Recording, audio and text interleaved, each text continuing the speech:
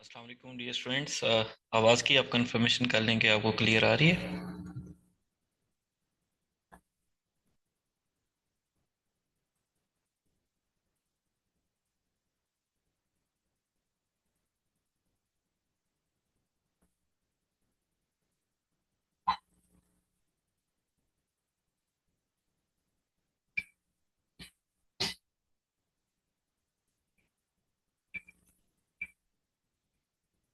5 minute तक हम इंशाल्लाह सेशन स्टार्ट करेंगे और तब तक अगर पार्टिसिपेंट ज्वाइन करना चाहता है तो उनका हम वेट कर लेते हैं। 5 मिनट्स के बाद इंशाल्लाह सेशन स्टार्ट होगा। आप आवाज़ की कंफर्मेशन कर लें, क्लियर आवाज़ आपको आ रही है।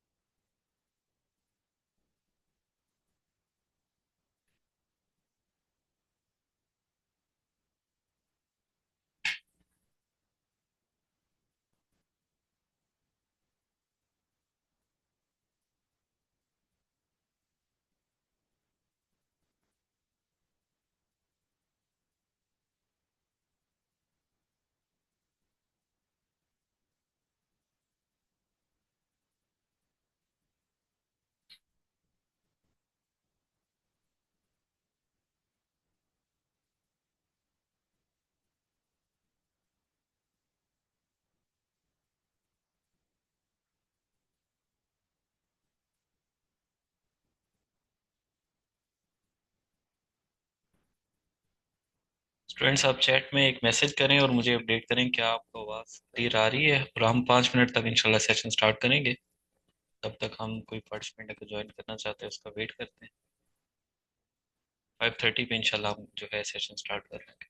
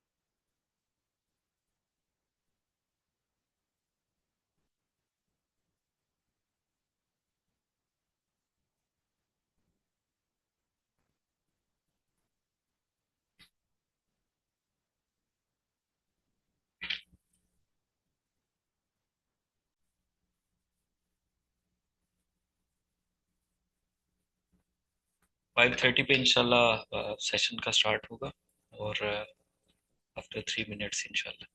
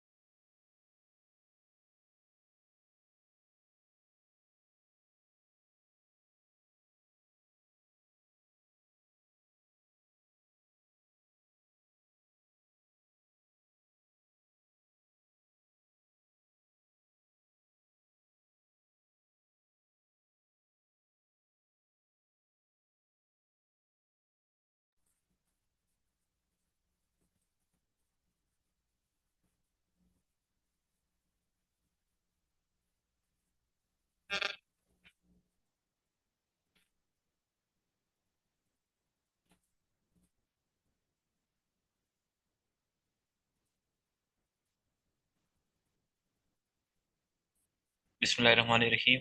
डियर एस्पायरेंट्स, अस्सलाम वालेकुम। आज का ये हमारा पहला सेशन है और इसका टॉपिक और इसका जैसे नोट्स मैंने आपसे शेयर किए थे कि हाइब्रिड वॉरफेयर को हम कवर करेंगे। और आज के सेशन में हमारे दो हिस्सों में ये सेशन में आप तक पहुंचाऊंगा। पहले हिस्से में जो कि एक मेजर पोर्शन है इसका, यानी इसका जेनेरिक कंसेप्ट क्या है, हाइब्रिड वॉरफेयर क्या है, इसके टूल्स क्या हैं, इसकी हर चीज़ जो है वो हम 80% टाइम जो है इस चीज़ को देंगे। और जो लास्ट यानी आप कह सकते हैं कि 20% हमारा सेशन होगा वो पाकिस्तान के एस्पेक्ट में हम देखेंगे कि हाइब्रिड वॉरफेयर और पाकिस्तान का क्या रिलेशन है, पाकिस्तान के क्या चैलेंजेस हैं, और एंड पे फिर हम मैं कुछ आपको असाइनमेंट जो है वो दूंगा आउटलाइन से रिलेटेड। और फिर हम क्वेश्चन आंसर भी करेंगे। क्वेश्चन आंसर हम दो तरह से करेंगे। एक वो जब हम इसका फर्स्ट पोर्शन यानी 80% इसका पूरा कंसेप्ट, इसकी थ्योरीज, इसकी जितनी रिसर्च है, इसकी टर्मिनोलॉजी है, इसकी डेफिनेशन है, उसको जब हम देखेंगे उसके बाद रखेंगे। दूसरा सेशन हमारा जब हमारा ये पूरा लेक्चर इंक्लूडिंग पाकिस्तान पर्सपेक्टिव भी कंप्लीट हो जाएगा तो उस वक्त भी हम इसको डिस्कस करेंगे।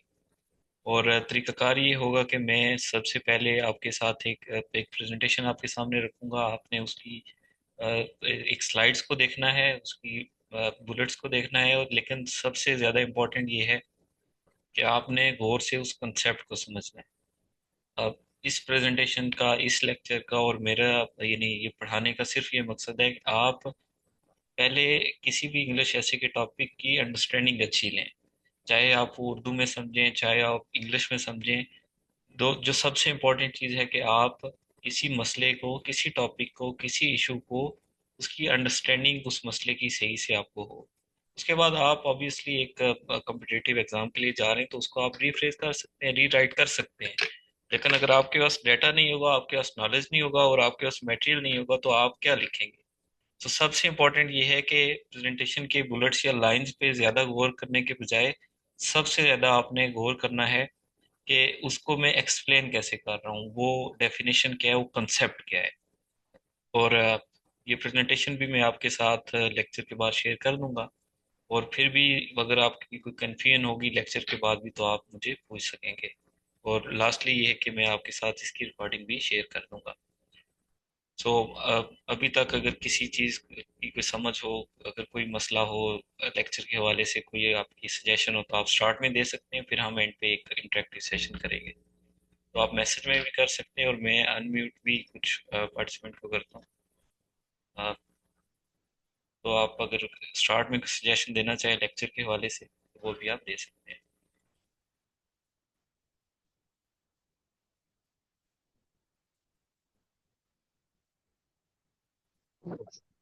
नहीं सर, आप करें फिर उसके बाद फीडबैक देंगे, फिर जो चेंज होंगे इंशाल्लाह।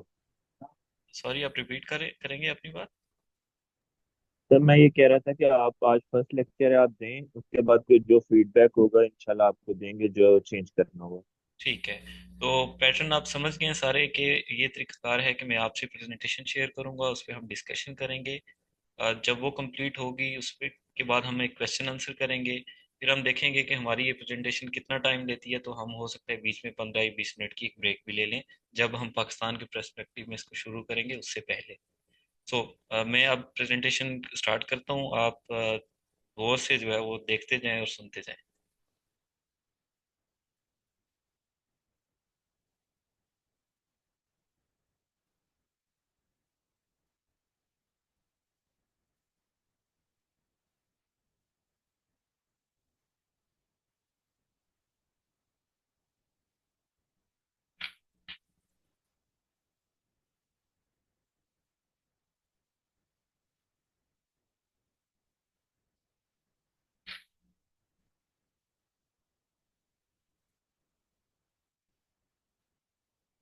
जी तो स्टूडेंट्स, हमारा जो टॉपिक है हाइब्रिड वॉरफेयर वो आपके सामने है।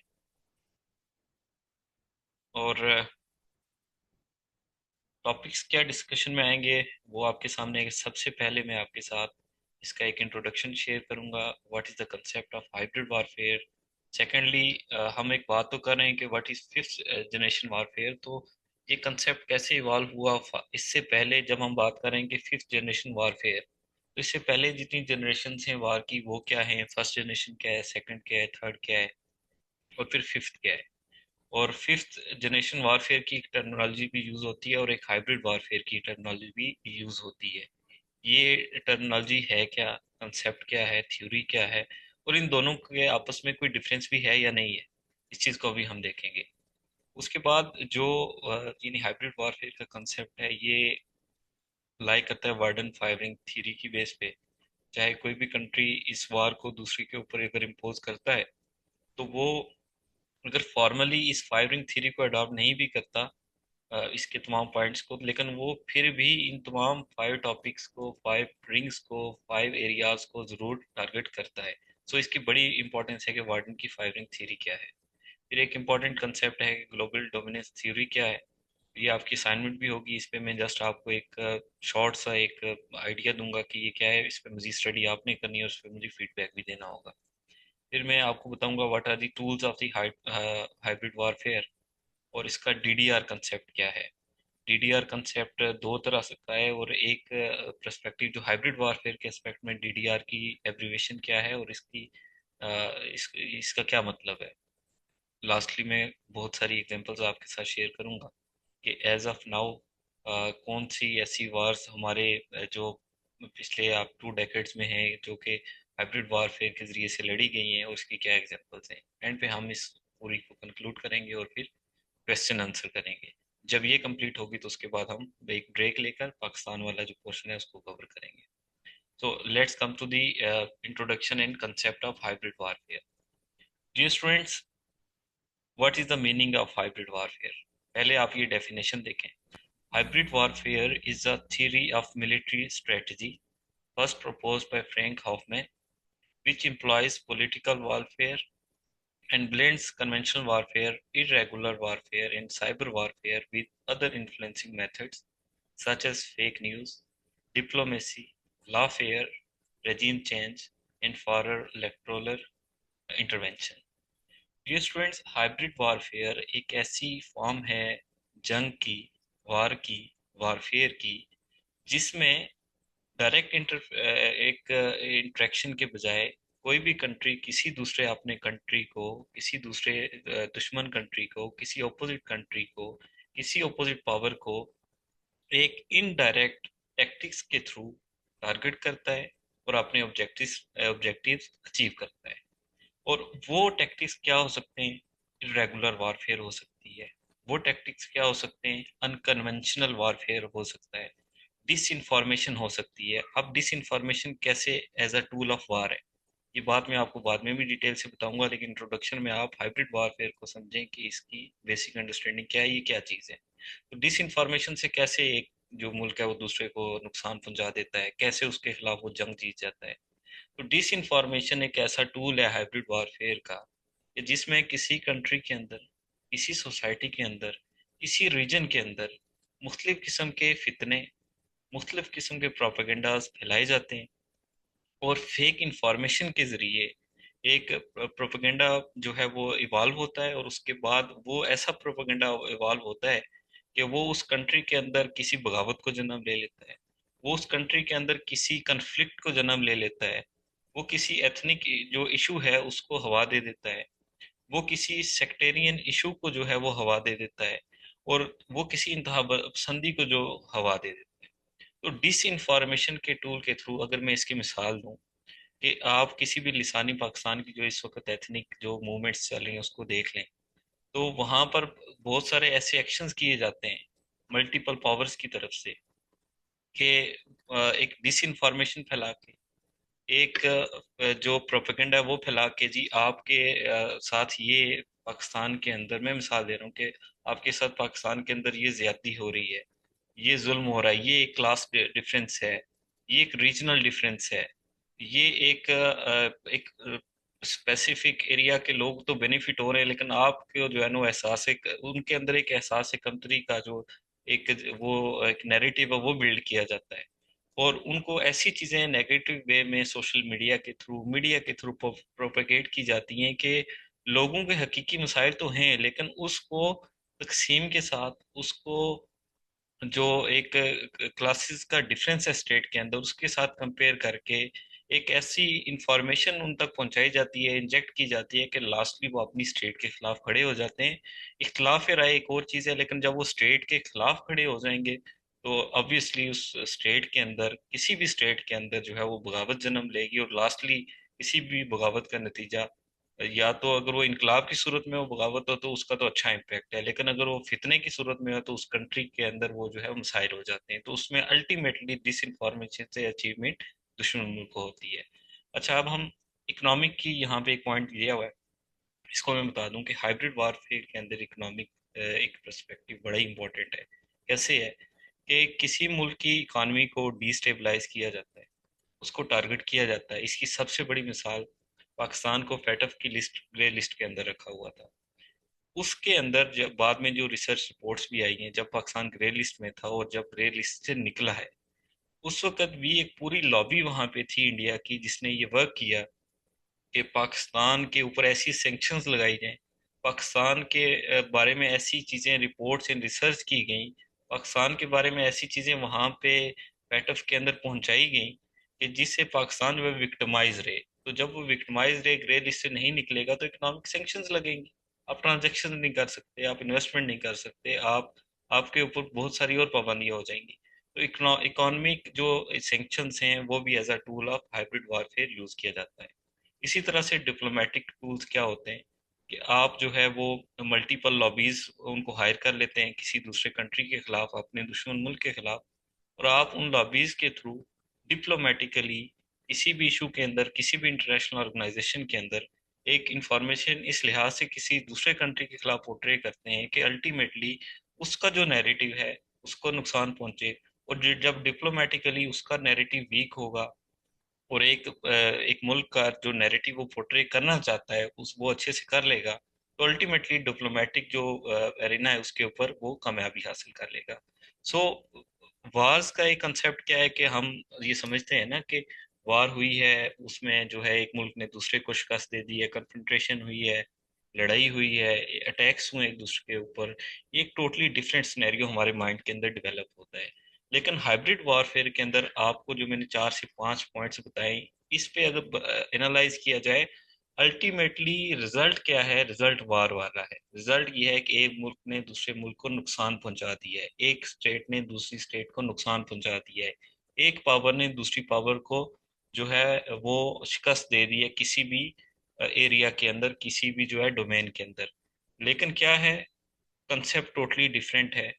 वहां पे अगर डायरेक्ट एक कन्फ्रंटेशन थी, तो यहाँ पे मल्टीपल एरियाज के अंदर जाके उन्होंने एक दूसरे को काउंटर किया और एक दूसरे को जो है वो शिकस्त दी है या नुकसान पहुंचाया है। तो यहाँ पे भी दूसरा जो मैंने पिक्चर ऐड की है, इस पे आप इसके मल्टीपल इम्पैक्ट्स देख सकते हैं, और इसकी जो फर्दर एग्जांपल्स हैं कि प्रॉक्सीज है, साइबर अटैक्स हैं, इन चीज़ों को मैं बाद में भी डिस्कस करूंगा, इसलिए मैं इंट्रोडक्शन के अंदर एक जस्ट आपको आइडिया देना चाह रहा था।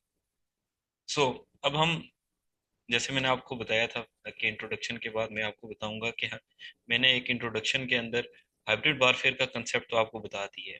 फिफ्थ जनरेशन वारफेयर और हाइब्रिड वारफेयर का क्या डिफरेंस है ये भी मैं आपको बताऊंगा। उससे पहले आप वो बताता हूँ कि हम फिफ्थ जनरेशन वारफेयर की बात कर रहे हैं, हाइब्रिड वारफेयर की बात कर रहे हैं, लेकिन इससे पहले 4 जनरेशन कैसी थी? तो 4 जनरेशन है, और ये जनरेशन्स और ये जनरेशन का कंसेप्ट जो है वो डेवलप किया था विलियम लिंड ने। और यहाँ पे पिक्टोरियल फॉर्म में भी आप देख सकते हैं कि फर्स्ट जनरेशन में लाइन एंड कॉलम होते हैं, सेकंड जनरेशन है, फिर थर्ड जनरेशन है, और फिर फोर्थ जनरेशन वारफेयर है। तो अब हम one by one first generation, second generation, third generation और फोर्थ जनरेशन पे बात करते हैं कि ये किस तरह की वार होती थी, और इसमें किस तरह से एक दूसरे को कंट्रीज जो है वो काउंटर करते थे, या पावर्स एक दूसरे को कैसे काउंटर करती थी।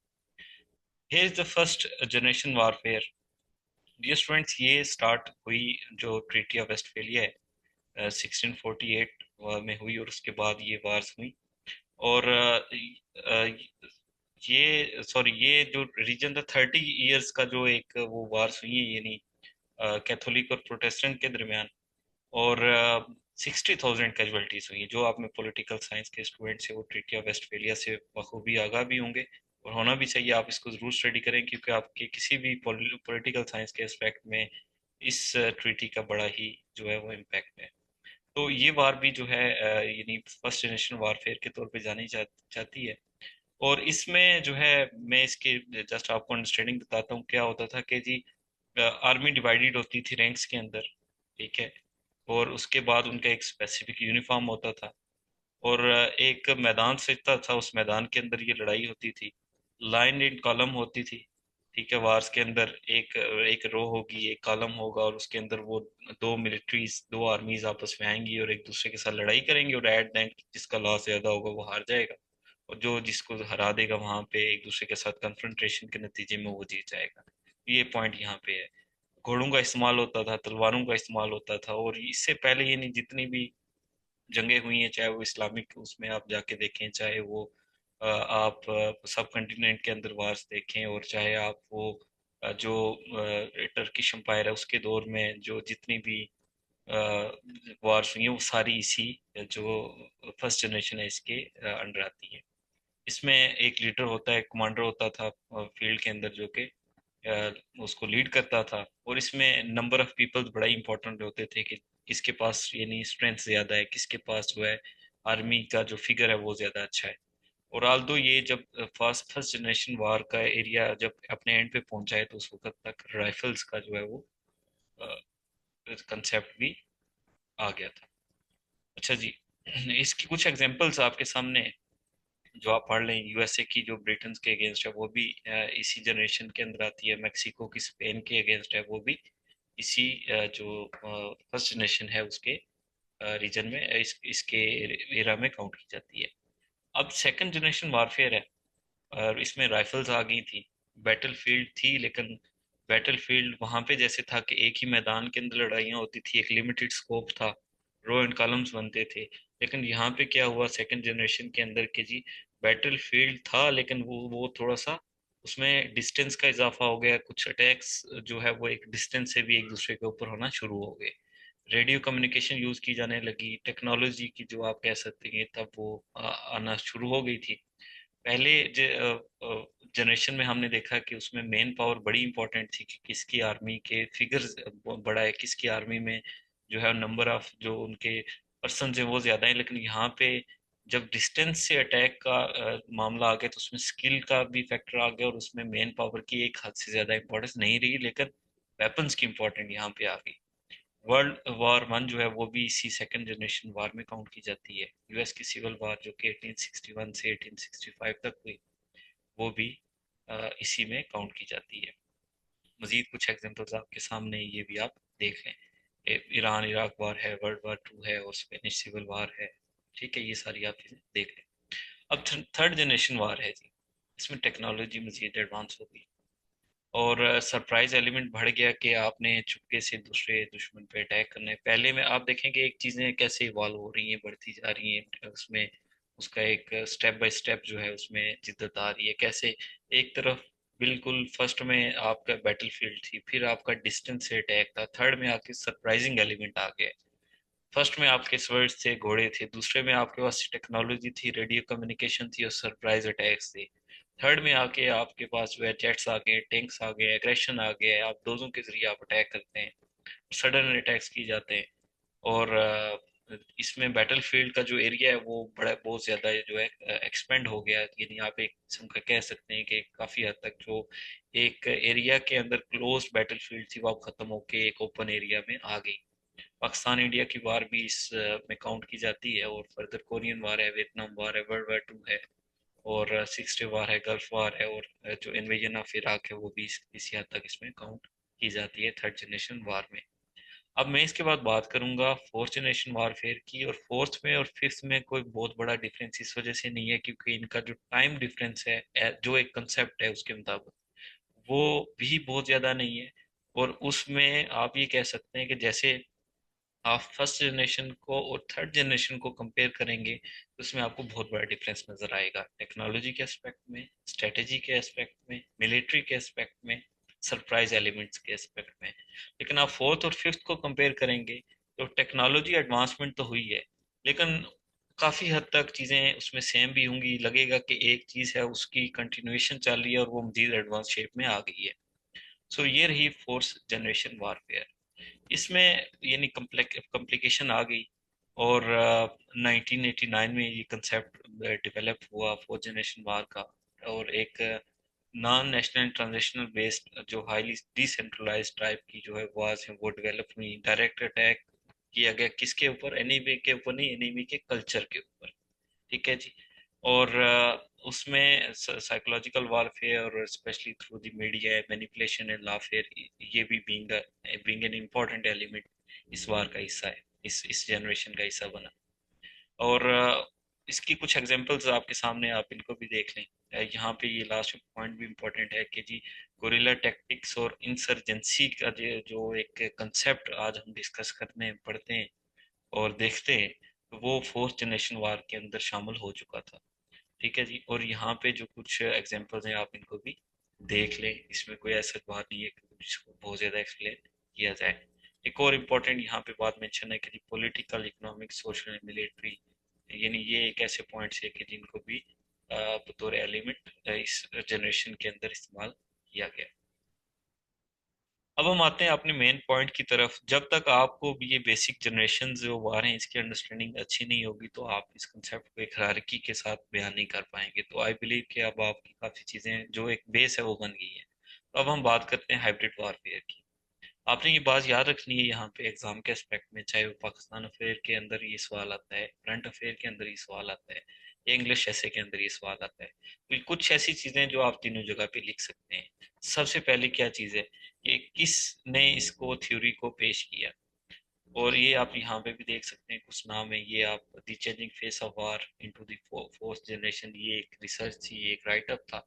जब जहाँ भी ये कंसेप्ट इवॉल्व हुआ, आपने इसको भी याद रखना है और आप यहाँ पे इन तीन नामों को भी आपने याद रखना है। अच्छा, अब कुछ चीजें तो आपके सामने जो मैंने पहले भी एक्सप्लेन की है कि हाइब्रिड वार को डिफाइन किया है विलियम ब्लिंड ने, फ्रैंक हाफमैन ने और जॉन मैकरार ने।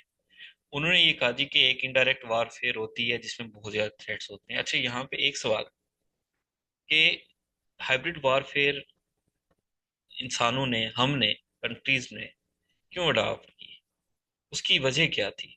ऑब्वियसली एक जो जैसे है कि नुकसान पहुंचाना एक दूसरे को, वो हर जंग का जो है वो सबसे एक मेजर पार्ट रहता है। जंग होती क्यों है? दूसरे को नुकसान पहुंचाना।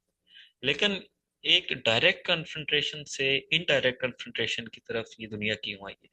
ये बात एक सवाल है ना, कि लड़ते थे, इतनी सदियों से ये जंगें हो रही हैं, तो डायरेक्ट वार की से इनडायरेक्ट हाइब्रिड वारफेयर की तरफ क्यों ये कंसेप्ट इवॉल्व हो गया? उसकी वजह ये है कि लास्ट हम सेंचुरी में देखें तो न्यूक्लियर वेपन जो है वो बन गए हैं। ठीक है। अब न्यूक्लियर वेपन्स जब बने, मुख्तलिफ कंट्रीज के पास हैं इस वक्त, मुख्तलिफ पावर्स के पास हैं, तो उस वक्त उसके नतीजे में जो कैजुअलिटीज हैं, जो उसके नुकसानात हैं, जो उसके इम्पैक्ट्स हैं, चाहे एक कंट्री दूसरे पे अटैक करके उसको तो वो शिकस्त दे देगा, उसको वो तबाह कर देगा न्यूक्लियर वेपन को यूज करके, लेकिन उसके नुकसानात उस कंट्री पे भी आते हैं। दुनिया एक ग्लोबलाइजेशन का जैसे कंसेप्ट है, तो जो कंट्री किसी बहुत ही ज्यादा पावरफुल होने के बावजूद अगर कोई वार लॉन्च करता है, तो जरूरी नहीं कि जिस पे उसने लॉन्च किया है सिर्फ वही उसको उसको ही नुकसान होगा, बल्कि आज के इस इरा के अंदर एक वार का इम्पैक्ट दुनिया के तकरीबन हर बड़ी पावर के साथ और हर उस रीजन की हर दूसरे जो पड़ोसी उसका मुल्क हो, नेबर कंट्री हो, उस पर उसका इम्पैक्ट जरूर आता है। तो जैसे न्यूक्लियर वेपन है तो उसके नतीजे में कैजुअलिटीज बहुत ज्यादा होती हैं, न्यूक्लियर वेपन्स के थ्रू जो है वो नुकसानात बहुत ज्यादा हैं। तो ये एक ऐसी थ्रेट्स है कि जिसकी वजह से बहुत से कंट्रीज, बहुत सी पावर्स किसी भी दूसरे कंट्री पे इस तरह से डायरेक्ट अब अटैक नहीं करती। फिर एडवांसमेंट आ गई है, टेक्नोलॉजी ज्यादा है, और जो आप कह सकते हैं कि टूल्स बढ़ गए हैं अटैक करने के, आपकी एयरफोर्स के अंदर, आपकी जो है मिलिट्री के अंदर, और आपकी न्यूक्लियर वेपन्स के थ्रू। तो उसकी जब आप अटैक करते हैं तो उसकी फाइनेंशियल कॉस्ट बहुत ज्यादा आती है। जो कंट्री अगर किसी दूसरे कंट्री पे अटैक भी करता है ना, तो उसकी इटसेल्फ उसको फाइनेंशियल कॉस्ट बहुत ज्यादा होती है। तो एक तो वो कि जिसने लॉन्च की उसको उसकी कॉस्ट पे करनी पड़ती है, और दूसरा जिसके ऊपर वो लॉन्च की गई, वो वार जो है इम्पोज की गई, तो उसकी भी फाइनेंशियल कॉस्ट बहुत है। तो अब कोई भी कंट्री, चाहे वो, आप एक मिसाल उठा लें कि जैसे रशिया बहुत बड़ा कंट्री है, उसने अब यूक्रेन के ऊपर अटैक किया है, तो उस चीज को अगर आप एनालाइज करेंगे तो अल्टीमेटली वहां पे रशिया जो है इस वक्त बहुत ज्यादा नुकसान उठा रहा है, बहुत बड़ी पावर होने के बावजूद। ठीक है, तो उसकी फाइनेंशियल कॉस्ट भी वो उठा रहा है, पाबंदियों की मद में हो या उसकी ट्रेड की मद में हो या कुछ भी। तो ये भी एक एग्जांपल है कि ये एक डायरेक्ट कन्फ्रंटेशन के क्या इम्पैक्ट्स हैं। तो इस वजह से हाइब्रिड वॉरफेयर के जो कंसेप्ट है, इसने जो है वो मजीद क्या आप कह सकते हैं कि इवॉल्व किया है। ये मजीद डेवलप हुआ है, कंट्रीज इस तरह की कन्फ्रंटेशन में एक दूसरे के खिलाफ आए। अच्छा, इसमें क्या होता है, जैसे मैंने आपको बताया, एक इनडायरेक्ट कन्फ्रंटेशन है। मिसाल के अंदर बलूचिस्तान के अंदर आपने एक किसी तहरीक को हवा देनी है, किसी भी कंट्री ने, ऑब्वियसली इंडिया ने या किसी और कंट्री ने, तो वो डायरेक्ट अटैक नहीं कर रहा, वो वहां पे अपने एजेंट्स भेजेगा। वो वहां पे अपने कुछ ऐसे जो स्पाइस हैं उनको भेजेगा। गुलबशन की एक एग्जांपल आपको मैं देता चलूं, तो वो वहां पे काम करेंगे, वैसा बन के काम करेंगे, वहां के कुछ ऐसे मसले हकीकी हैं उनको वो हवा देंगे, और उनको इस तरह से मोल्ड कर लेंगे इनडायरेक्टली कि वो अपनी स्टेट के खिलाफ खड़े हो जाएं। ठीक है, तो ये एक इनडायरेक्ट। अब इंडिया ने बलूचिस्तान पे कोई अटैक नहीं किया गुज़श्ता, यानी आप 70 साल उठा लें, ठीक है, लेकिन बलूचिस्तान के अंदर आज बहुत सारी ऐसी तहरीकें हैं। मैं वहाँ के हकीकी मसाइल से इनकार नहीं कर रहा कि वहाँ पे कोई दूध शहद की नहरें बह रही हैं। मैं ये बात आपको समझाना चाह रहा हूँ कि वहां पर हम बात करते हैं जी गैर मुल्की जो एक्सटर्नल एलिमेंट्स, अक्सर हम सुनते हैं एक्सटर्नल एलिमेंट्स का किरदार है। कल भी जो एक प्रेस कॉन्फ्रेंसेस और जो सारी चीजें चल रही थी, आपने वो चीज देखी होगी। तो वहां पे आप देखें कि आज तक क्या आपने खबर ये पड़ी है कि वहां पे इंडिया ने अटैक किया बलूचिस्तान के अंदर डायरेक्टली? हम कहते हैं जी आए दहशतगर्दी की, लेकिन एक बीइंग अ कंट्री आके उन्होंने उस तरह अटैक तो नहीं किया, लेकिन इनडायरेक्टली उन्होंने ऐसे तरीके अपनाए कि वो अटैक करते हैं। वो वहां पे जो है वो सारी चीजों को आप कह सकते हैं पुश करते हैं, और उससे अल्टीमेटली नुकसान होता है। तो इनडायरेक्टली वो कन्फ्रंटेशन होती है। इससे क्या होता है, डिस्टेबलाइजेशन आपके सामने है, और पॉलिसी मेकिंग भी डिस्टर्ब होती है। तो ये एक छोटी सी चीज थी, लेकिन इसको मैंने बड़ा ब्रीफली बताया ताकि आपको इस चीज की अहमियत का पहले अंदाजा हो जाए कि डायरेक्ट वार का रास्ता छोड़ के अब दुनिया इनडायरेक्ट वारफेयर की तरफ क्यों आई है। तो ये पिक्चर भी आगे मैं आपको मजीद एक्सप्लेन करूंगा, तो उस वक्त भी ये अगर कोई चीज़ आपको समझ नहीं आई तो वो मैं आपको बता दूंगा। अच्छा, मजीद अब इसकी डेफिनेशन हम देख लेते हैं हाइब्रिड वॉरफेयर की क्या है। The term originated in 1989 to describe the changing face of war over time. तो ये टर्म मैंने आपको ऑलरेडी बता दिया कि 1989 में जो है वो डिस्क्राइब हुई थी। और इनिशली ये भी आप लाइन देखें, मैं डायरेक्ट इस पे आता हूँ डेफिनेशन के ऊपर।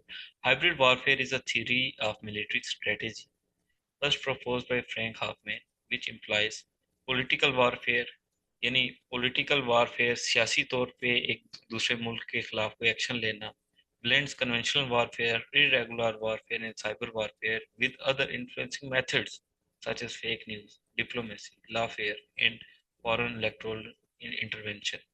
तो इस डेफिनेशन से आप ये समझ गए होंगे कि हाइब्रिड वारफेयर एक ऐसी थ्योरी है, एक ऐसा कंसेप्ट है, एक ऐसा मेथड है जिसमें किसी भी डायरेक्ट इन्फ्रंटेशन के बजाय, डायरेक्ट कन्फ्रंटेशन के बजाय इनडायरेक्टली दूसरे मुल्क पे अटैक किया जाता है, इरेगुलर फोर्सेस के थ्रू, उसके इलेक्ट्रल सिस्टम पे अटैक करके। हम हम सुनते हैं ना जी कि रशिया ने इन्फ्लुएंस किया है यूएस के इलेक्शंस के अंदर, और साइबर अटैक्स किए हैं।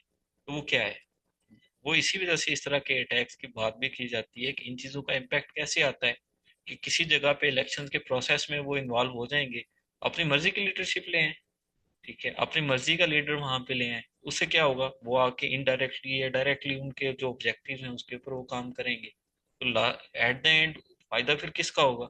ऑब्वियसली जब वो टैक्टिक्स यूज करके जिसको उन्होंने फायदा पहुंचाया है, तो वो उनके मफाद को, उनके बेनिफिट को जो है वो आके ऑन करेंगे। तो ये रही इसकी डेफिनेशन। और ये पॉइंट्स आपने हर जगह ये रिपीट होंगे बार बार के, जो इरेगुलर फोर्सेस हैं, लोकल इनरेस्ट है, प्रोपेगेंडा है, डिप्लोमेसी के थ्रू जो है वो एक दूसरे को नुकसान पहुंचाना है, साइबर अटैक्स है, इकोनॉमिक वारफेयर है, ये सारी चीज़ें इसके टूल्स हैं। और इन चीज़ों को अटैक करके ही हाइब्रिड वारफेयर लड़ी जा रही है और लड़ी जाती है। अब मैं आता हूँ जी हाइब्रिड वारफेयर की। हमने 5 जनरेशन ऑफ वार पढ़ ली, हमने हाइब्रिड वारफेयर। अच्छा, एक चीज मैं पिछली स्लाइड में आपको नहीं बताई कि 5th जनरेशन वारफेयर में और हाइब्रिड वारफेयर में कोई फर्क नहीं है, ये एक ही चीज के दो मुख्तलिफ नाम है।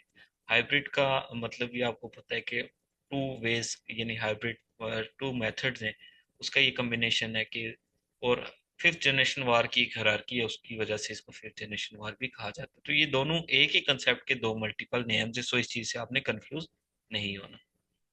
अब मैं बात करता हूँ, हमने बेसिक्स इसके पढ़ ली, हमने इसका इंट्रो देख लिया, हमने इसकी जो कंसेप्चुअल अंडरस्टैंडिंग है वो बिल्ड कर ली। अब एक बड़ी इंपॉर्टेंट थ्योरी है वार्डन की। वो कहता है जी कि हाइब्रिड वारफेयर अगर एक कंट्री दूसरे पे इम्पोज करता है तो वो पांच ऐसे रिंग्स हैं, पांच ऐसे पॉइंट्स हैं, जिनको वो अडॉप्ट करे तो वो दूसरे कंट्री को शिकस्त दे सकता है, नुकसान पहुंचा सकता है। और ये आपने याद भी रखने हैं, बड़े आसान है, इस हायरार्की को समझना है, और इसको एग्जाम के अंदर आपने री राइट अच्छे से करना है, ये बड़ा इंपॉर्टेंट है। तो आप अब हम वार्डन की जो है फाइव रिंग थ्योरी देखते हैं। Warden's five-ring theory represent a theory of military strategic attack based on five levels of system and attributes. कहते हैं जी कि एक ऐसी स्ट्रेटेजी है जो कि फाइव लेवल्स हैं, किसी भी सिस्टम को डैमेज करने के, किसी भी कंट्री के निज़ाम को डैमेज करने के लिए, और किसी भी कंट्री को नुकसान पहुंचाने के लिए। तो इन पांच पॉइंट्स को हम देखेंगे, और ये जो वार्डन है, ये एक साहब थे जिन्होंने ये जो एक थ्योरी है वो पेश की, उनका नाम था जॉन ए वार्डन थ्री, और यूनाइटेड स्टेट्स के वो फार्मर जो है वो एयरफोर्स के ऑफिसर थे, उन्होंने ये थ्योरी पेश की थी। उनकी थ्योरी में वो कहते हैं जी, एक है लीडरशिप, एक पॉइंट है लीडरशिप, दूसरा है सिस्टम एसेंशियल, तीसरा है इंफ्रास्ट्रक्चर, चौथा है पॉपुलेशन, और पांचवा है मिलिट्री, फील्ड मिलिट्री।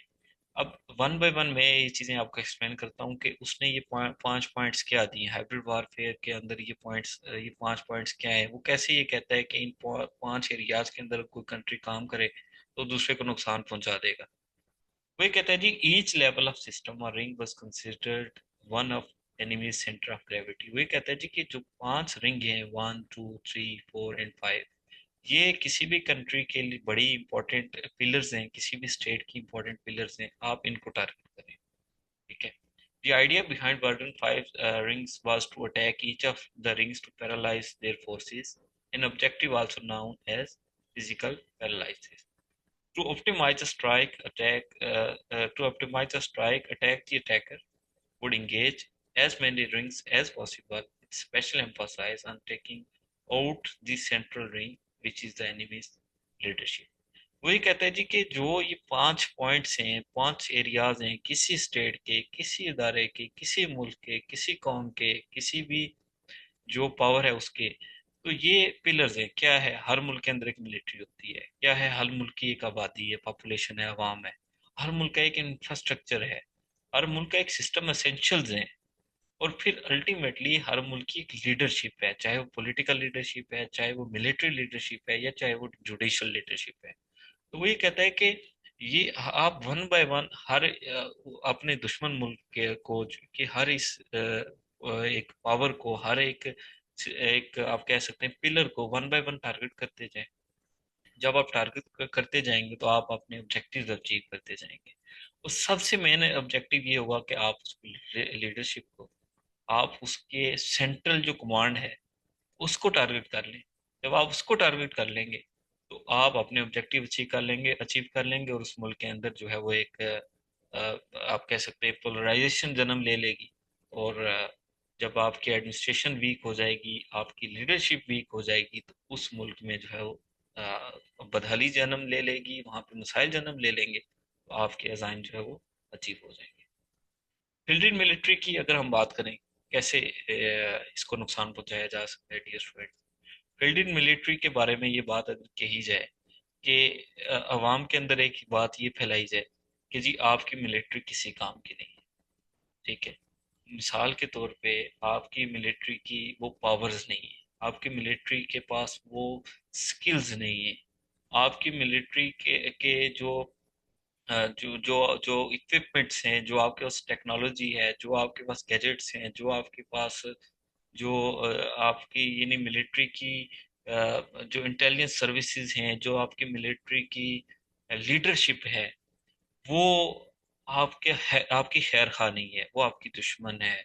या वो आप उसके अंदर भी फर्दर, यानी मिलिट्री के डिपार्टमेंट के अंदर भी, मिलिट्री के अंदर भी कुछ ऐसे ग्रुप्स में क्लासिफिकेशन कर दी जाए कि वहां पे भी फर्दर ग्रुप्स बने हों, कोई किसी डायमेंशन में चल रहा हो, स्टेट के साथ अलाइन ना हो, और उसमें जो आपकी मिलिट्री की जो लीडरशिप है, चाहे वो ए क्लास में है चाहे वो बी क्लास में है, उसके ग्रुप्स हों, बनते जाएं। तो जब आपकी मिलिट्री, जो किसी भी कंट्री की मिलिट्री है, वो उसकी उसको इसको डिफेंस की जो जामिन होती है, जो जो प्रोटेक्टर होती है, जब वो डिवाइड हो जाएगी, जब उस पे एतराजात आना शुरू हो जाएंगे, जब वो विक्टिमाइज हो जाएगी, जब वो काबिल एतराज हो जाएगी, जब उस पे एतमाद उठ जाएगा, तो वो कंट्री वीक होना शुरू हो जाएगा। उस कंट्री के ऊपर फिर डायरेक्ट या इनडायरेक्टली अटैक करना आसान हो जाएगा।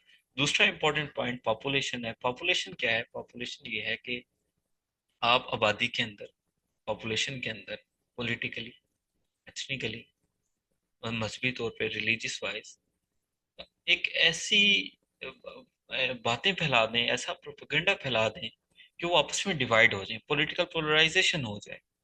ठीक है, सिर्फ पॉलिटिकल पोलराइजेशन ना हो, रिलीजियस एक्सट्रीमिज्म हो जाए, सेक्टेरियन एक्सट्रीमिज्म हो जाए। आज अगर हम पाकिस्तान के अंदर देखें तो देखें, कोई भी पॉलिटिकल पार्टी है, वो दूसरे पार्टी, पॉलिटिकल पार्टी का कोई कारकुन है, कोई मेंबर है, उसकी एफिलिएशन को एक्सेप्ट नहीं करता। कोई भी अगर आप एक उठा के प्रेस में, उसका नाम किसी का नहीं लूंगा, लेकिन एक पार्टी ए उठा के देखें, उसका अगर कोई एफिलिएशन वाला पर्सन है, जब वो दूसरे के साथ पॉलिटिकल डिबेट करेगा, तो एक होता है इख्तलाफ राय इख्तलाफ, दूसरा ये होता है कि आप दूसरे को एक्सेप्टेंस ही ना दें कि आपकी जो एक एफिलिएशन है वो ही गलत है, वो गरदार है, वो जो स्टेट के खिलाफ है, आप ये डिक्लेरेशन एक दूसरे को दे दें, तो उससे क्या होता है? एक पॉलिटिकल पोलराइजेशन जन्म लेती है, कन्फ्लिक्ट जन्म लेते हैं, तो उससे क्या होता है? मुल्क का नुकसान होता है। मुल्क के इंफ्रास्ट्रक्चर को तबाह कर दिया जाए। कैसे? कि जो मुल्क की जो इंस्टीट्यूशंस हैं, जो वहाँ के, आप कह सकते हैं कि चाहे वो एडमिनिस्ट्रेटिव इंस्टीट्यूशंस हैं, या चाहे उसके आप जुडिशल या जो लेजिस्लेटिव इंस्टीट्यूशंस हैं, आप उनको उसको डिस्टर्ब कर लें। ठीक है, आप वहाँ पे रिगिंग कर लें, आप वहाँ पे एम्प्लॉयमेंट और डिप्लॉयमेंट इस अंदाज से करें कि वो आपका इंफ्रास्ट्रक्चर जो है वो डैमेज हो जाए, आप सिस्टम एसेंशियल्स को डिस्टर्ब कर दें। और लास्टली जो मैंने आपको सबसे इंपॉर्टेंट बात बताई थी कि इन सारी चीज़ों के नतीजे में फर्स्टली आपने मिलिट्री को टारगेट किया, दूसरा आपने मिलिट्री के अंदर आपने एक फसाद बर्पा कर दिया, क्लासेस डिफरेंस पैदा कर दिया, आपने इसको काबिल एतराज़ बना दिया, आपने इसको टारगेट कर लिया। उसके बाद आप अपनी उसी कंट्री की मिलिट्री के बाद पॉपुलेशन को फोकस कर लें। जब पॉपुलेशन के अंदर आपने एक काम कर ली है, आपने वहां पे हर तरह से जो डिवीजन है वो क्रिएट कर दी है, ऑन ग्राउंड भी, मीडिया पे भी, सोशल मीडिया पे भी, तो फिर आप इंफ्रास्ट्रक्चर पे आ जाएं, वहां उसको डैमेज करें, आप सिस्टम के एसेंशियल पे उठा लें सवालात के, जी इस मुल्क का निज़ाम ठीक नहीं है, ये सिस्टम ठीक नहीं है, यहाँ पे जो मैथडोलॉजी है वो गलत है। जब ये चार चीजें उठेंगी तो एट द एंड क्या होगा कि उस मुल्क की लीडरशिप पे बात आ जाएगी। जब उस मुल्क की लीडरशिप पे बात आ जाएगी तो आप उसको इतना विक्टिमाइज कर दें कि वो मुल्क का जो सिस्टम है वो सही से ना चले, और लास्टली क्या हो कि जब ये पांचों चीजें अचीव हो जाए तो उस कंट्री को आप शिकस्त दे दें, उसको नुकसान पहुंचा दें, और वो कंट्री इकोनॉमिकली, पॉलिटिकली या एडमिनिस्ट्रेटिवली कोलैप्स कर जाए, और या ऐसे उस लेवल पे चला जाए कि दोबारा उसके लिए उठना मुश्किल हो जाए या नामुमकिन हो जाए। ये वार्डन की फायरिंग थ्योरी है। मजीद इसी एक थ्योरेटिकल कंसेप्ट है, इसमें जितना आप पढ़ेंगे या जितना आप लिखेंगे या जितना आप बात करेंगे तो कर सकते हैं, तो ये आप खुद भी इसकी स्टडी कर लें। अब ये एक टास्क आपके लिए है, ग्लोबल डोमिनेंस थ्योरी ये क्या है, कुछ मैंने इसकी डेफिनेशन आपके सामने रखी है, लेकिन ये जो इन डेप्थ स्टडी है वो आपने खुद करनी है। US theorist theory for US become an influencer in area or region of EU and Russia. अच्छा, ये जस्ट मैं आपको आइडिया देता हूँ कि ये थ्योरी जो है यूएस में, ये इसने जन्म लिया था, और वो ऐसी थ्योरी थी कि यूएसए को जो है वो डोमिनेट करना चाहिए, अ, जो एशिया है उसके अंदर भी, वर्ल्ड के अंदर भी, और उस डोमिनेंस के लिए उसको मल्टीपल वेज में कुछ चीज़ों की अचीवमेंट करनी चाहिए। क्या? दूसरे मुल्क के अंदर अपने जो स्टेक्स हैं उसको अचीव करने के लिए उसको इनडायरेक्ट वार्स में जाना चाहिए, दूसरे मुल्क के ऊपर पाबंदियां लगनी चाहिए, लॉबीज होनी चाहिए हर मुल्क के अंदर, हर रीजन के अंदर, हर कंटिनेंट के अंदर, कुछ अलाइज होने चाहिए दूसरे कंट्री को काउंटर करने के लिए जो कि यूएसए का एनिमी है या कंपिटेटर है। तो ये एक ग्लोबल डोमिनेंस थ्योरी थी कि जिसको आप पढ़ें तो इसके बिहाइंड, यानी global dominance theory of USA आप इसको कह सकते हैं। तो ये आपके लिए टास्क भी है कि आपने इसको पढ़ना है, और उसके ऊपर अगर आपको कोई चीज़ समझ नहीं आती तो आपने पूछना भी है, लेकिन ये आपका टास्क है। अब मैं आगे बढ़ता हूँ, और अब हम बात करते हैं what are the tools of hybrid warfare. तो टूल्स क्या है हाइब्रिड वॉरफेयर के? कलर रेवोल्यूशंस, ये सारी चीज़ें मैंने आपकी कंसेप्ट क्लियर कर दी है कि कलर रेवोल्यूशंस को हवा दी जाती है, मुल्कों के अंदर इनकलाब को, बगावत को हवा दी जाती है, इंसर्जेंसी, इज़ान की कैफियत, जो फसाद की कैफियत, जो एक इंसर्जेंसी है किसी बगावत की सूरत में किसी भी मुल्क के अंदर एक ऑर्गेनाइज्ड वे में, उसको क्रिएट किया जाए, वहाँ के सिस्टम को डैमेज किया जाए, इंसर्जेंसी क्रिएट की जाए, ये एक टूल है। इकोनॉमिक लेवरेज की मैंने बात ऑलरेडी कर दी, वो भी एक इम्पोर्टेंट टूल है हाइब्रिड वॉरफेयर का। साइबर अटैक्स बड़ा ही इंपॉर्टेंट टूल है एज ऑफ टुडे, जो टेक्नोलॉजी एडवांसमेंट है तो इसमें सबसे इम्पोर्टेंट साइबर अटैक्स भी है। मसलन पाकिस्तान के एटॉमिक प्रोग्राम के ऊपर साइबर अटैक्स की अटेम्प्ट्स की जाती रही हैं, और ना सिर्फ अटैक्स की अटेम्प्ट्स की जाती रही हैं, बल्कि उसकी बेस पे ये भी दुनिया के अंदर एक पोर्ट्रे करने की कोशिशें की गई। अगर आप इसको स्टडी करें कि पाकिस्तान कैपेबल नहीं है कि जी आप उस अपने एटॉमिक प्रोग्राम को जो है वो प्रोटेक्ट कर सके। ठीक है, तो इस तरह के एतराज़ात से क्या होता है, साइबर अटैक से एक तरफ अचीवमेंट ये हुई कि आपने उस कंट्री के किसी स्पेसिफिक वेबसाइट पे, डाटा सेंटर पे अटैक करके जो वहाँ से मटेरियल है, जो वहाँ पे जो वो सिस्टम रन कर रहा है उसको तो डैमेज किया, लेकिन उसकी बेस पे दुनिया के सामने भी उसका इम्पैक्ट बताया, जी देखें इस कंट्री के पास तो इतनी अहलियत नहीं है कि ये चीज़ प्रोटेक्ट कर सके। इसके मल्टीपल वे में साइबर अटैक्स करके साइबर अटैक को as a tool hybrid warfare के अंदर यूज किया जाता है। इंफॉर्मेशन वॉरफेयर की बात आपके सामने है, कैसे इंफॉर्मेशन को यानी पोर्ट्रे करके अपने हिसाब से ट्रेंड्स बनाकर अपने ही कंट्री के खिलाफ बात की जाती है, और उसका इम्पैक्ट आता है। और इसका इम्पैक्ट ऐसे है कि अगर हम मिसाल उठाएं कि जैसे लास्ट टाइम एक पाकिस्तान अफगानिस्तान का मैच था, उसमें एक हमारे अंदर भी बीइंग पर्सनल, यानी मैं अपनी मिसाल दूं, काफ़ी टाइम गुजर गया, गालबन 1 साल गुजर गया या इससे भी ज़्यादा। उसमें पाकिस्तान अफगानिस्तान का मैच था, और उसके बाद जो कोई लड़ाई हुई, वो जो वहाँ पे जितने स्पेक्टेटर्स थे उनके दरमियान, और जो अफगानिस थे उन्होंने कुछ अटैक किया पाकिस्तान के झंडे के साथ भी, और कुछ पाकिस्तानी जो तमाशाई थे उन पे भी अटैक किया। अच्छा, उसके बाद क्या हुआ? दुख होता है, अफसोस होता है, गुस्सा भी आता है, एग्रेशन भी आता है, लेकिन उसके बाद एक चीज आपने शायद रियलाइज की हो कि कुछ दिनों के लिए एक पूरा एक ट्रेंड चल गया कि पाकिस्तान का जो, यानी अफगानिस्तान के बारे में नेगेटिव बातें, कि वो जैसे हम ये कहते हैं जी पाकिस्तान के साथ इन्होंने मुफाद हमेशा हासिल की है, लेकिन इन्होंने पाकिस्तान के साथ किया किया ये है वो है। वो एक पूरा ट्रेंड सेट हो गया पाकिस्तान के सोशल मीडिया के ऊपर, पाकिस्तान के ऊपर अंदर, कि जी अफगानिस्तान के बारे, पूरे अफगानिस्तान के बारे में एक परसेप्शन बन गई एक वाकया की बेस पे। और उसकी बेस पे अल्टीमेटली क्या होता है कि वो नफरत जब यहाँ पे फैलेगी तो दूसरे कंट्री तक भी पहुंचेगी, तो उसकी पॉपुलेशन के अंदर एक दूसरे के खिलाफ जज्बात जन्म लेंगे। तो इन द नेक्स्ट फेज जो डिफरेंस है, अप्रोचेस का डिफरेंस है, जो जो जो यूनिटी है, जो आपकी हमांगी है, बीइंग रिलीजियस, बीइंग नेबर्स, उसमें एक डिवीजन आ गई है। जब वो डिवीजन आ गई है तो वो रुकेगी नहीं फिर। ठीक है, नेक्स्ट फेज में जाके वो मजीद इवाल्व होकर ज्यादा पावरफुल हो जाएगी, वो बढ़ती जाएगी। तो इस इंफॉर्मेशन के थ्रू, इस तरह के इम्पैक्ट्स के थ्रू, सोशल मीडिया कंपेन्स के थ्रू कंट्री की डिप्लोमेटिक टाइज को भी वीक किया जाता है, और पब्लिक के अंदर भी सेंटिमेंट्स को और पब्लिक के अंदर नैरेटिव्स को भी रो दिया जाता है। सो ये कुछ 4-5 पॉइंट्स आपके सामने।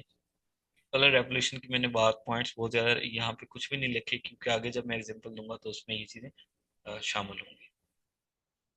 अब इम्पैक्ट्स क्या होते हैं, एग्जाम के अंदर सवाल आता है जी, सिर्फ अगर इस तरह से तो नहीं आएगा ऑब्वियसली, लेकिन आपको ये अंडरस्टैंडिंग होनी चाहिए कि स्पेसिफिकली हाइब्रिड वॉरफेयर के आज के दौर में इम्पैक्ट्स क्या हैं, पॉलिटिकल इम्पैक्ट्स क्या हैं, सिक्योरिटी वाइज इम्पैक्ट्स क्या हैं, और इकोनॉमिक इम्पैक्ट्स क्या हैं। अब मैं एग्जाम्पल पे आता हूँ, और एग्जाम्पल में हम बात करते हैं कि कुछ एग्जाम्पल्स जो आपके सामने स्लाइड में नज़र आ रही हैं, कि 2006 में जो इसराइल और हिजबुल्लाह की वार हुई, हिजबुल्लाह कोई स्टेट नहीं है बल्कि एक ऑर्गेनाइजेशन है, इसराइल एक स्टेट है, तो उनके दरमियान एक कन्फ्रंटेशन हुई जो चलती भी रहती है। तो वो भी एक हाइब्रिड वारफेयर के जुमरे में आता है। इसी तरह से इराक के अंदर आईएल का जो एक इमरजेंसी हुई, तो उसके पीछे कौन सी पावर्स थी, वो भी अगर एनालाइज किया जाए तो एक इनडायरेक्ट एक पावर को जो है वहाँ पे क्रिएट किया गया, और उस ऑर्गेनाइजेशन के थ्रू जो है मल्टीपल ऑब्जेक्टिव्स अचीव किए गए। तो ये भी एक हाइब्रिड वारफेयर की एग्जांपल है।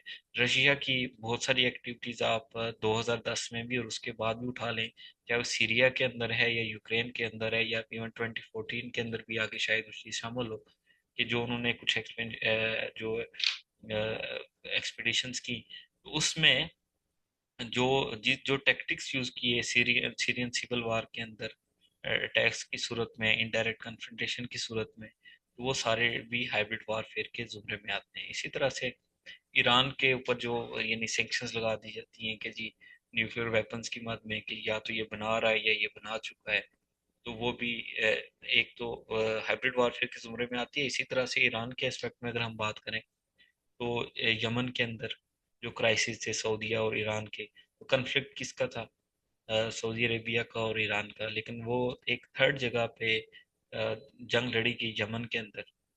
और यमन के अंदर जब वो जंग लड़ी गई, तो वहां पे एक ग्रुप था जिसको सऊदी अरेबिया सपोर्ट कर रहा था, दूसरा ग्रुप था जिसको ईरान सपोर्ट कर रहा था। तो उसमें क्या हुआ कि इनडायरेक्ट वार के अंदर दोनों कंट्रीज इंगेज थे, लेकिन डायरेक्ट वार भी नहीं थी, लेकिन एक लॉबीज को वहां पे या ग्रुप्स को सपोर्ट करके एक दूसरे को कन्फ्रंटेट कर रहे थे। तो ये एग्जांपल भी आपके सामने है। इसी तरह से जो यूनाइटेड स्टेट्स की जो और रशिया की आपस में एक टेंशन हैं या एक्टिविटीज हैं, वो भी हाइब्रिड वॉरफेयर के ज़मरे में आती हैं, कि यूएसए कहता है कि वो हमारे इलेक्टोरल प्रोसेस में उन्होंने साइबर अटैक्स किए हैं, और वो भी हाइब्रिड वॉरफेयर के ज़मरे में आते हैं। और इसी तरह से जो कलर रेवोल्यूशन जो है, वो भी अ, इसी हाइब्रिड वॉरफेयर के नतीजे में वहाँ पे अमल में आए। इसी तरह से एक और एग्जांपल आपके सामने है, बेलारूस की जो के अंदर जो एक्टिविटीज हुई, वो भी हाइब्रिड वॉरफेयर के उसमें जुमरे में आती हैं। इसके अलावा एक और एग्जांपल आपके सामने है, ईरान की बात मैंने पहले कर ली, तो Saudi Emirati activities in 2010, Saudi Arabia and United Arab Emirates have been accused by of conducting hybrid warfare against Qatar। तो सिर्फ 2010 में भी नहीं, उसके बाद भी एक बार एक दूसरे के साथ इन्होंने कन्फ्रंटेट किया कतर को, एक दूसरे के साथ मिलकर इन्होंने जो सैंक्शन की कतर के ऊपर, तो वो इकोनॉमिक वे थी एक वार की, जिसके थ्रू उन्होंने कतर को बिल्कुल ही जो है आप कह सकते हैं कि तनहा करने की पूरी कोशिश की। चाइना की कुछ एक्टिविटीज जो हैं वो भी हाइब्रिड वारफेयर के जुमरे में आती हैं। उसको अगर हम जी थोड़ा सा बड़े कैनवस में देखें ताइवान को, तो वहाँ पे एक जो फैक्टर है वो अ, उसका है चाइना का है, दूसरा फैक्टर वहाँ पे यूएसए का है। तो वो दोनों कंट्रीज वहाँ पे कन्फ्रंटेट भी करते हैं डिप्लोमेटिकली या पॉलिटिकली, तो वो भी हाइब्रिड वारफेयर के जोन में आती है।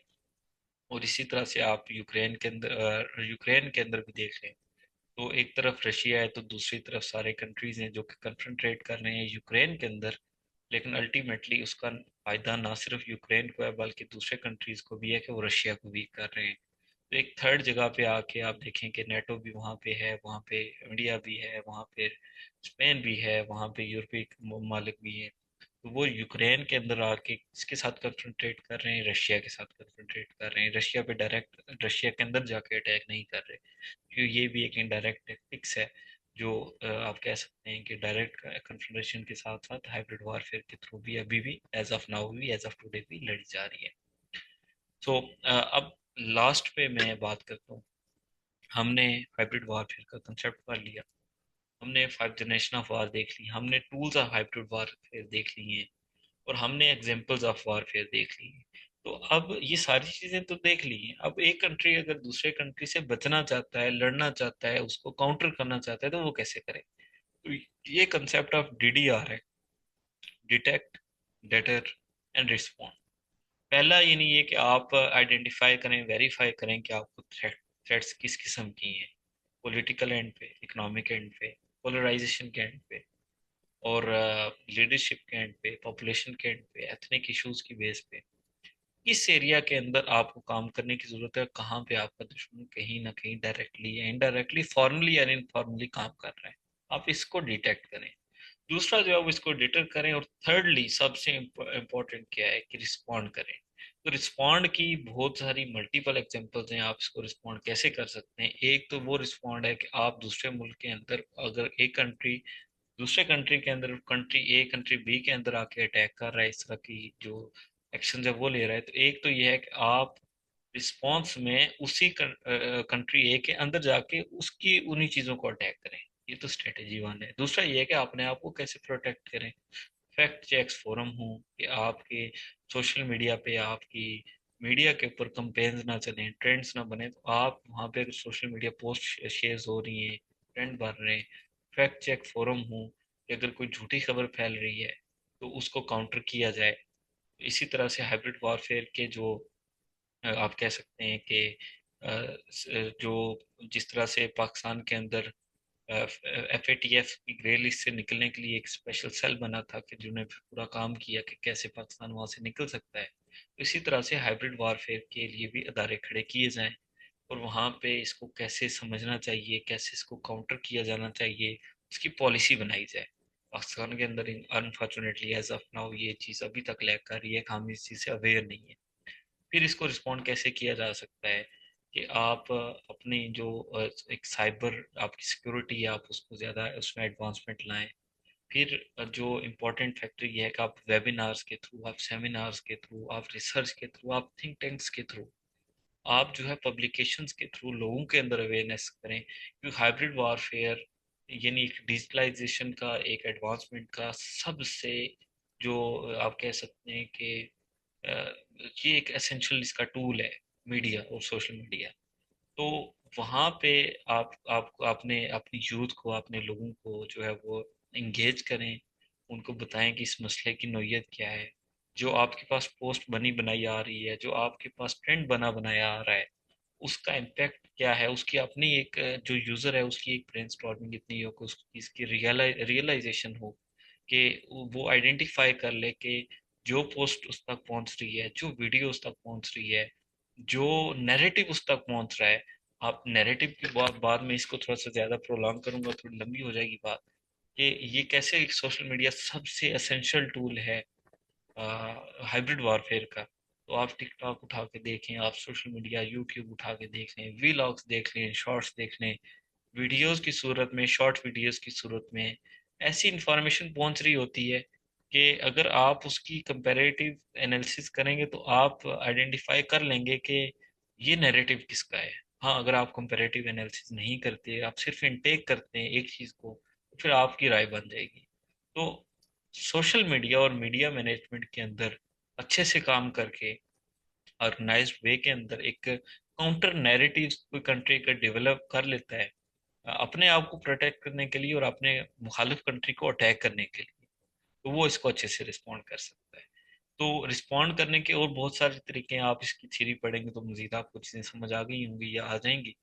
तो ये कंसेप्चुअल अंडरस्टैंडिंग आपकी डेवलप होनी चाहिए कि DDR कंसेप्ट क्या है, डिटेक्ट, डिटर एंड रिस्पॉन्ड।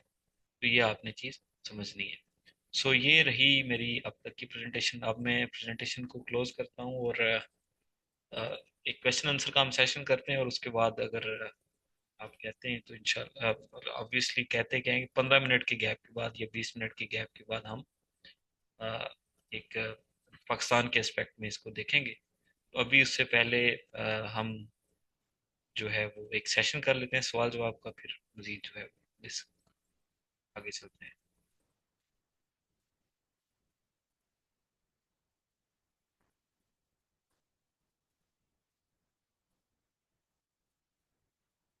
अच्छा जी, आप अपने आप को अनम्यूट भी कर सकते हैं। आप सभी, मैंने यहाँ से आपको अनम्यूट किया हुआ है, और बात कर सकते हैं। वीडियो भी कोई ऑन करना चाहे तो कर सकते हैं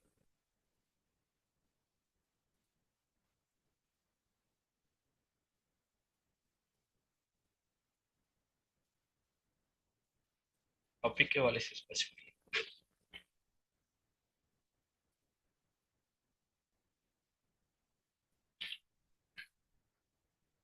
आई एक्सपेक्ट कि आपके बहुत सारे सवाल होने चाहिए।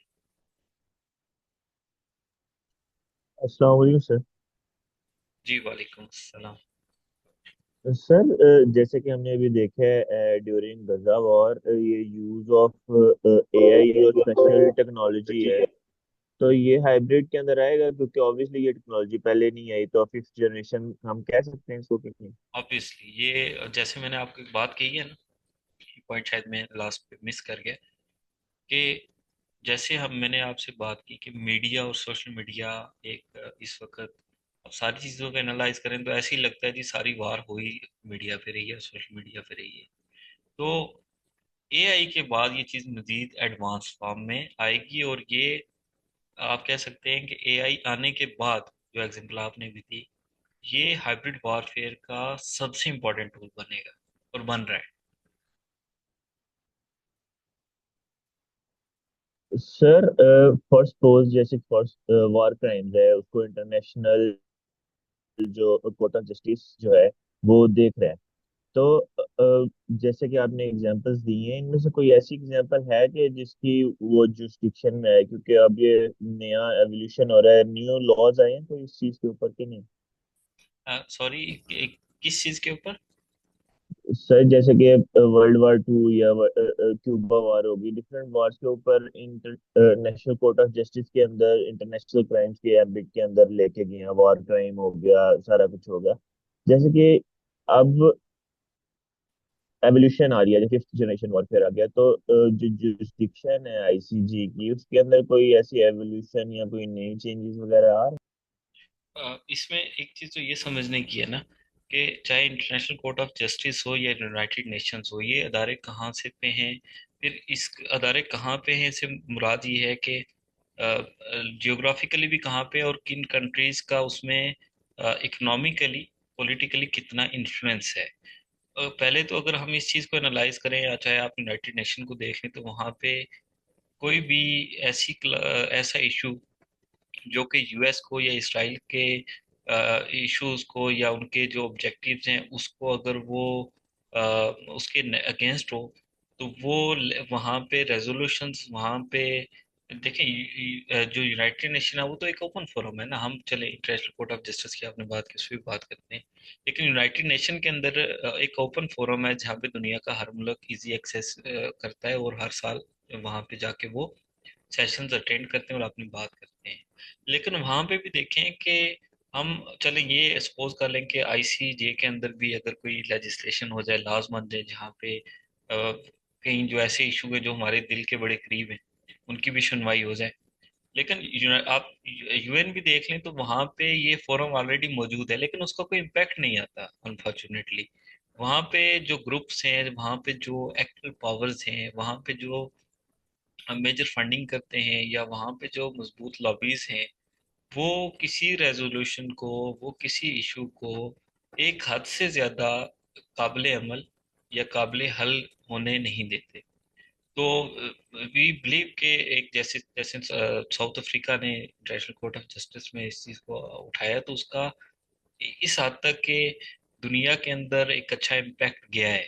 वो इम्पैक्ट तो आएगा, और ऐसे इम्पैक्ट ऐसी जो फोरम्स हैं वहां पे इस तरह की बात से किसी हद तक इम्पैक्ट तो आता है, लेकिन अमली तौर पे कोई किसी को पाबंद कर लेगा ऐसा मुमकिन नहीं है। तो क्या यूनाइटेड नेशन आज तक फलस्तीन के मसले के ऊपर जो है कोई हल करा पाए अपनी ही रेजोल्यूशन के ऊपर? क्या यूनाइटेड नेशन कश्मीर इशू के ऊपर अपनी ही दी हुई जो रेजोल्यूशंस हैं उसके ऊपर इंडिया को रोक पाया है कभी? इसी तरह से आप 50 और मिसालें उठा लें कि जहाँ पे किसी इदारे ने खुद ही रेजोल्यूशन पास किए जनरल कंसेंसस के साथ, पूरे बतौर अदारा की है, उसके बाद उसकी जब इम्प्लीमेंटेशन आ जाए तो ये इदारे नहीं करा करा पाते। तो वो कहने की हद तक हम देखें, यूनाइटेड नेशन की रेजोल्यूशन का कश्मीर के एस्पेक्ट में बात करते हैं, बतौर रेफरेंस बात करते हैं कि जी उसके नतीजे में इसका हल होना चाहिए जो दुनिया ने कबूल किया हुआ है। यूनाइटेड ये कश्मीर का जो यानी एक रेफरेंडम वाला फैक्टर है, तो हम बात करने की हद तक तो वो चीज़ें एक अच्छी हैं जो ये अदारे बात करते हैं, रेजोल्यूशंस पास होती हैं। लेकिन अल्टीमेटली हम ये अगर सोचें कि इंटरनेशनल कोर्ट ऑफ जस्टिस में कोई ऐसी इनकलाबी कोई लेजिस्लेशन हो जाएगी कि वो किसी मसले को हल करा देंगे, तो ऐसा होगा भी नहीं और ऐसा होता नजर भी नहीं आता, क्योंकि हिस्ट्री यही कहती है।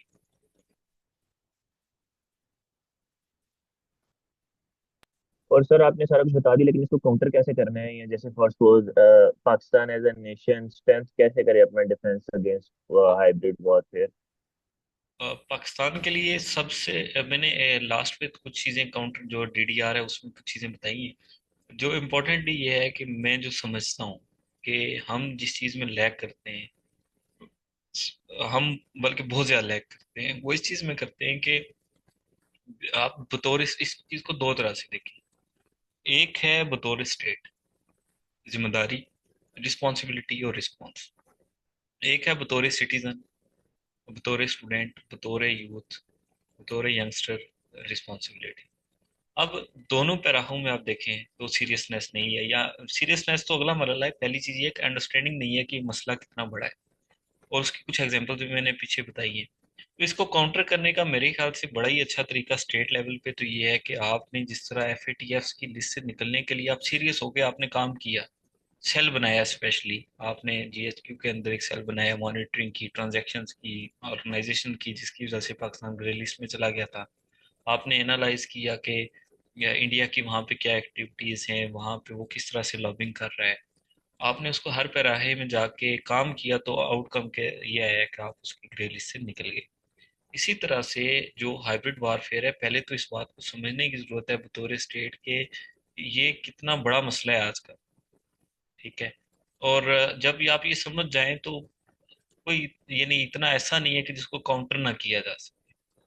कैसे किया जा सकता है कि अगर आपके सोशल मीडिया पे ऐसी कंपेन्स बन जाती हैं, ऐसे ऐसे ऐसी पोस्ट शेयर होती हैं जो आपके स्टेट के नैरेटिव के खिलाफ हैं, जो ऐसी बातें फैल जाती हैं जो आपके जो नेशनल ऑब्जेक्टिव्स हैं उसके खिलाफ हैं, तो आप उसके मुतबादल भी तो कंटेंट तैयार करें। ठीक है, आप उसके रिप्लेसमेंट में भी तो कोई एक एक यूथ को एक नैरेटिव दें। अनफॉर्चुनेटली ऐसा भी नहीं होता, फैक्ट चेक्स फोरम आज भी नहीं है। हमारे सिक्योरिटी के अदारे, तो आप वहां पे देखेंगे जी कितने ऐसे फोरम हैं, कितने ऐसे सेल बना लिए गए हैं जो कि हाइब्रिड वारफेयर को काउंटर करने के लिए बने हों। कौन सा ऐसा रिसर्च सेंटर है स्पेसिफिकली अभी भी पाकिस्तान के अंदर कि जो प्योरली हाइब्रिड वॉरफेयर को देख रहा हो? आप हाइब्रिड वॉरफेयर का तो ये भी है ना कि आप अपना नैरेटिव दुनिया को बहुत अच्छे से बताएं। ठीक है, हकीकत क्या है वो बताएं। दुनिया के अंदर देखें कि मैं कौन, ये बात थोड़ी सी लंबी हो जाएगी कि ईयू डिसइंफो लैब की रिपोर्ट्स आप नज़रों से गुजरी होंगी 2019 में गालकन जो आई थी। उसमें क्या था कि इंडिया ने वेबसाइट्स बनाई हुई थी, इंडिया ने ऐसे रिसर्च के इंस्टीट्यूशन बनाए हुए थे, ऑनलाइन सिर्फ, ऑन ग्राउंड नहीं, ऑनलाइन, जहाँ पे वो पब्लिकेशंस करते थे, पोस्ट करते थे। और यूरोपीय यूनियन भी और मल्टीपल जो रिसर्च इंस्टीट्यूशन है, ह्यूमन राइट्स की इंस्टीट्यूशन है, वो वहाँ से डाटा उठाते थे।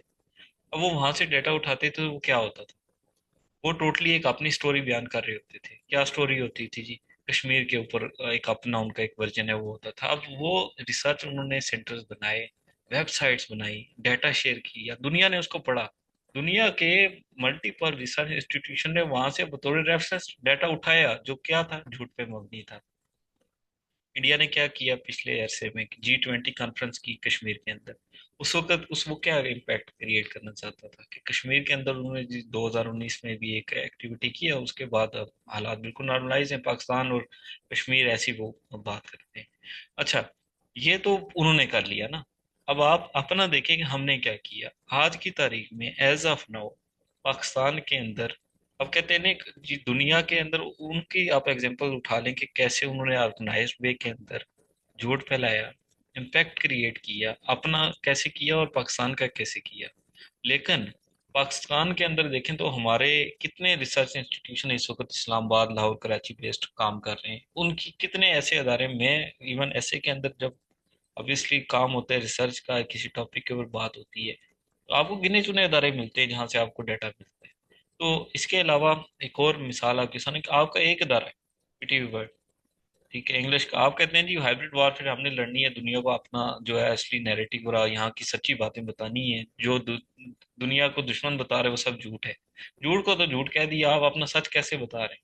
आपका एक इंस्टीट्यूशन है पीटीवी वर्ल्ड, जो 30 से 35 मिनट का एक सेशन करता है रोज, टॉक शो करता है, और आप कहते हैं आप दुनिया के किसी और नेशनल टीवी को या इंग्लिश के उसको उठा लें, तो पीटीवी का जो एक प्रोग्राम होता है, हमारा नेशनल टीवी है, दोनों को कंपेयर करें तो जमीन आसमान का फर्क नजर आता है। क्या वहां पे इंफ्रास्ट्रक्चर नहीं है? आपके इक्विपमेंट्स वही हैं, आपके लोग वही हैं, आपके पास इंग्लिश स्पीकिंग पीपल्स हैं। तो आप अपना नैरेटिव यानी किस अंदाज में पेश कर रहे हैं? वही एक लगे लिपटे अंदाज में 30 मिनट 40 मिनट का एक सेशन किया और आप कहते हैं जी दुनिया आपका वो नैरेटिव जो है वो समझेगी और आप दुश्मन के नैरेटिव को जो है ना काउंटर कर लेंगे। तो अनफॉर्चुनेटली सीरियसनेस नहीं है। और इस चीज़ की रियलाइजेशन होने के बाद इन चीज़ों पे अगर काम किया जाए तो पाकिस्तान और हम काउंटर कर सकते हैं। Okay sir, thank you sir, अब ब्रेक ले लें। जी ब्रेक कर लेते हैं अगर किसी और का कोई सवाल।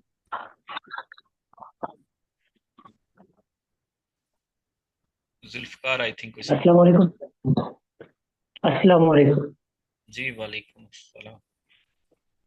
सर ये जो हम मतलब अभी जो बात हो रही थी ना, तो पहले तो मैं आपकी बात एंडोर्स करता हूँ कि हमारे यहाँ कोई इस तरह का सिस्टम नहीं है जो काउंटर कर सके इंडियन जो प्रोपेगेंडा है या वेस्टर्न जो हमारे जो पूरे मुस्लिम वर्ल्ड के अगेंस्ट है, उसको काउंटर करने के लिए हमारे पास कुछ भी नहीं है। और अभी जो हम आपने जो बातें की है ना कि मतलब ये अभी पॉलिटिकल डिबेट की तरफ जा रही है, लेकिन जरूरी है। आपने कहा है कि वो मतलब जो फाइव रिंग थ्योरी आपने बताई है, इसमें वो जो इंस्टीट्यूशन वगैरह को मतलब टारगेट करते हैं हमारे जो एनिमीज हैं, तो हमारे लोग मतलब हमारी लीडरशिप जो है, जो कि उर्दू में जिसे कहते हैं अरबाब इख्तियार, जो पावर कॉरिडोर्स में, उनकी तरफ से भी हमें इस तरह का कुछ देखने को नहीं मिल रहा कि हम इसको काउंटर कर सके। इंडियंस ने इतने मतलब हाइब्रिड वारफेयर है, उन्होंने मतलब लोगों को इंटर्नशिप पे रखा है, बच्चों को। मतलब पीसीबी के पेज पर, वो खेल का एक पेज है, लेकिन वहां पर जब आप मतलब अपने प्लेयर को अपने पेज पर कोई बात मतलब उसको करेज या इनकरेज करते हो, तो वो उस पे भी आपको जो है इस तरह की बातें करते हैं कि आप जो है डिस्करेज हो जाते हैं कि यार ये मैं कर क्या रहा हूँ। अगर मैं ना समझता हूँ हाइब्रिड वारफेयर को, तो मुझे गुस्सा आएगा ना, मैं समझूंगा कि ये मेरा पाकिस्तानी भाई है, लेकिन वो असल में होते हैं इंडियंस हैं सारे। तो हम वो इतने हमारे मतलब अंदर आ चुके हैं, और हमारा जो है हम तो मतलब छोटे लेवल पे, हमारे जो बड़े हैं वो भी जो है सोए हुए हैं। तो सर अगर इस तरह की होगी तो फिर मतलब हालत वो तो बड़ी खतरनाक है। मतलब हम तो ये मतलब जंग जो है शुरू होने से पहले ही हार चुके हैं। एग्जैक्टली अच्छा। आपके इस जी जी। हाँ, एक तो यदि डिबेट है ना, अगर हम इस टॉपिक पे बात करेंगे कि हमारे मसाइल क्या हैं, हमारा हाल क्या है, हमारा फ्यूचर क्या है और हमारा माजी क्या है, वो तो बहुत सारी ऐसी चीज़ें हैं जिसमें मायूसी भी आएगी। बहुत सारी ऐसी चीज़ें हैं जिसमें हम इंडिया के बारे में बात करेंगे। बहुत सारी ऐसी चीज़ें हैं जिसमें हम मल्टीपल डोमेन में मल्टीपल मिसालों के साथ बात करेंगे। वो डिबेट बड़ी लंबी है। इसको आप दो चीज़ों में अंडरस्टैंडिंग डेवलप करेंगे। बीइंग एन एस्पायरेंट, आप इस मसले को समझें। बीइंग एक कम्पिटिटिव एग्जाम में जा रहे हैं ना, तो इस चीज़ को आपने हमेशा मद्देनजर रखना है कि आप इसके मसले को तो समझें, आप इसके एग्जाम्पल भी याद रखें, आप इसके मसाइल भी याद रखें, आप सब कुछ याद रखें। इसको समझने के साथ आपके पास आप एग्जाम के अंदर ऐसे क्या होता है, कोई भी सवाल क्या होता है कि उसको जब आप एंड पे लेके जाए तो आप कोई कंक्लूजन करें, आप उसका कोई सोल्यूशन दें। तो आप आइडियली एटलीस्ट कुछ चीज़ें अपने जहन में रखें कि यानी स्टेट लेवल पे अगर सीरियसनेस की कमी है तो आप उसकी सजेशन ज़रूर दें। आप उन चीज़ों को मद्देनज़र ज़रूर रखें। और being a student, being an aspirant, being a social person, being a youth, being a Pakistani, अगर पाकिस्तान के पर्सपेक्टिव में सवाल आता है तो आप एटलीस्ट सजेशन की फॉर्म में क्रिटिकल एनालिसिस एनालिसिस के साथ उसका सॉल्यूशन भी ज़रूर जो है वो लिखें। जहाँ तक बात है इन जो फैक्ट्स की, तो ये तो हकीकतें हैं, इनसे कोई इनकार नहीं है। ये दो तीन मिसालें आपने दी हैं, 50 और भी हो सकती हैं। तो ये तो अनफॉर्चुनेटली है, लेकिन एग्जाम के एस्पेक्ट में इस टॉपिक से रिलेटेड इंपॉर्टेंट ये है कि आप अपनी इस मायूसी वाली बात को के साथ एक सोल्यूशन लिंक करके उसको एग्जाम के अंदर जरूर लिखें। अदरवाइज अगर आप सिर्फ ये चीज़ ध्यान में रखें कि सिर्फ मायूसी वाली बात या सिर्फ ये पर्सपेक्टिव उठाएंगे कि जी हमारा तो कुछ हो ही नहीं रहा, होने के साथ क्या होना चाहिए आप नहीं लिखेंगे तो आप फिर जो है वो स्कोर नहीं कर पाएंगे। तो जनरल डिबेट के एस्पेक्ट में एक अपना माइंडसेट डेवलप करने के एस्पेक्ट में इस तरह की डिबेट करते रहना चाहिए, बात होती रहनी चाहिए, समझ आती रहनी चाहिए, एक दूसरे से ऑब्जर्वेशंस करते रहना चाहिए। लेकिन साथ in perspective for exam you need to be very focused upon the solution as well, चाहे वो काबिल अमल है या चाहे वो काबिल अमल नहीं है। तो ये चीज़ भी आप ज़रूर मद्देनजर रखें। Thank you sir, thank you very much. Anything else from anyone specially related to our this topic जो मैंने अभी डिस्कशन किया इससे रिलेटेड?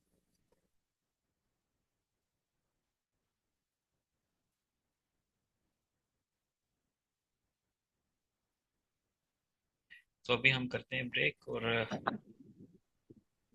20 कितने मिनट की चाहिए? 15-20 मिनट की तो करते हैं इंशाल्लाह। बहुत सारी चीज़ें हमने डिस्कस कर ली हैं, पाकिस्तान के एस्पेक्ट में बहुत ज़्यादा बातें हो गई हैं, लेकिन फिर भी स्पेसिफिकली कुछ मैं प्रेजेंटेशन आपसे शेयर करूंगा पाकिस्तान के एस्पेक्ट में। शॉर्टली हम करेंगे 15 मिनट का वो, क्योंकि बहुत सारी चीज़ें ऑलरेडी डिस्कशन में आ गई। तो अभी 6:40 हुए हैं, 6:40 नहीं, हाँ 6:41 है, तो हम 7 o'clock स्टार्ट करते हैं इंशाल्लाह। ठीक है,